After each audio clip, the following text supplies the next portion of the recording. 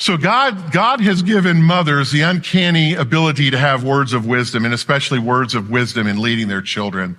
If I took us to the book of Ruth, we'd see a great story about a woman named Ruth who was married, and her mother-in-law was Naomi, and Ruth becomes a widow. And what we know in the biblical times is if you were a widow, you had no identity because everything was attached to the men, their name, and the land, and all the wealth was that. So if you became a widow in biblical times, unless you remarried again, unless you had some man take you into his household, you were really left out in the cold. And Naomi saw this in the life of Ruth, and Naomi shepherded her daughter-in-law, and she worked with her, and she began to lead her to a greater ideals in her faith story. And instead of worshiping the God of the Moabites, Naomi teaches Ruth that there is a one true God, and to leave the other gods behind and pursue the one true God. And we learn in the story of Ruth that her story is so profound, and in her lineage comes David the king, ultimately leading to the lineage of Jesus himself.